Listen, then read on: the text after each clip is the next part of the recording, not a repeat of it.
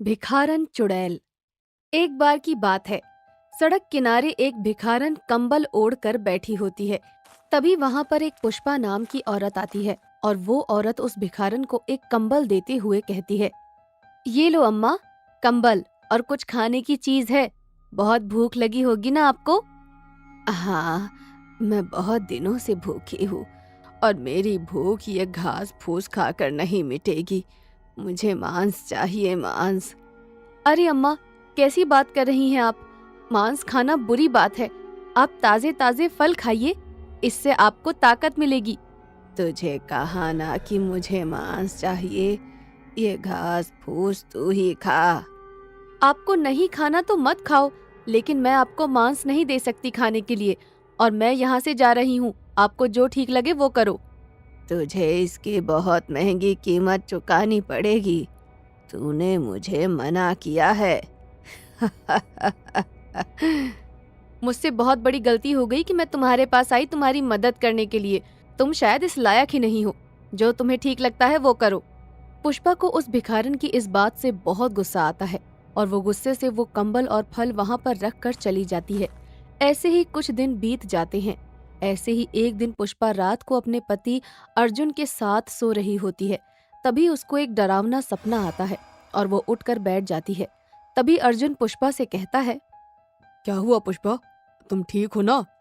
पता नहीं, मुझे एक भिखारन औरत का सपना बार बार आ रहा है। वो भिखारन औरत बहुत डरावनी सी दिख रही है। उसे देखकर मुझे बहुत डर लग रहा है। तुम ज्यादा जोर मत दो अपने दिमाग पर। सो जाओ आराम से। बुरा सपना था बस। ठीक है, मैं कोशिश करती हूँ सोने की। ऐसे ही सुबह हो जाती है और अर्जुन पुष्पा को आवाज लगाते हुए कहता है, पुष्पा, मेरी चाय कहाँ है? पुष्पा, तुम्हें सुनाई नहीं दे रहा क्या? कहाँ हो तुम? मुझे चाय चाहिए। अर्जुन पुष्पा को यहाँ वहाँ ढूंढने लगता है और वो देखता है कि पुष्पा सोफे पर अपने सर के सारे बाल आगे करके बैठी होती है। उसकी आंखें बहुत लाल लाल होती हैं। पुष्पा को ऐसा देखकर अर्जुन थोड़ा सा घबरा जाता है और वो हिम्मत करके पुष्पा से कहता है, पुष्पा, क्या हुआ तुम्हें? मैं पुष्पा नहीं हूँ, मैं एक भिखारन हूँ। बहुत दिनों से यहाँ वहाँ भटक रही थी और मुझे तेरी बीवी का शरीर मिला है और अब मैं इसी शरीर में रहूंगी। तुम्हें क्या हो गया है पुष्पा? तुम ठीक तो हो ना? मैंने तुझे कहा ना कमीने कि मैं तेरी बीवी नहीं हूँ। मैं पुष्पा नहीं हूँ, मैं एक भिखारन चुड़ैल हूँ और मैं अब यहीं रहूंगी हमेशा हमेशा के लिए। मेरे को मांस खाना है। तू मेरे लिए मांस लेकर आ, वरना तेरी बीवी का वो हश्र करूंगी जो तूने कभी भी नहीं सोचा हो। ये ब्राह्मणों का घर है, यहाँ मांस मच्छी नहीं आता, ना ही खाया जाएगा। ठीक है, अब देख मैं तेरी बीवी का क्या करती हूँ।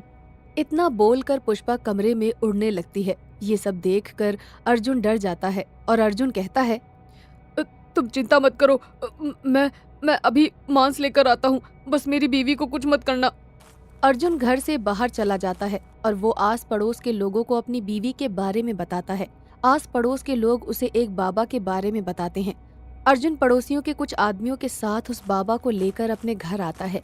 वो बाबा पुष्पा के दोनों हाथ पैरों को बांध देता है और पुष्पा के ऊपर भभूत छिड़क देता है, जिसके बाद पुष्पा बहुत जोर जोर से चिल्लाने लगती है। तभी वो बाबा पुष्पा से कहता है, बोल, तू छोड़ रही है इस बच्ची को? नहीं छोड़ूंगी, मैं हमेशा हमेशा के लिए यही रहूंगी। रुक, तू ऐसे नहीं मानेगी।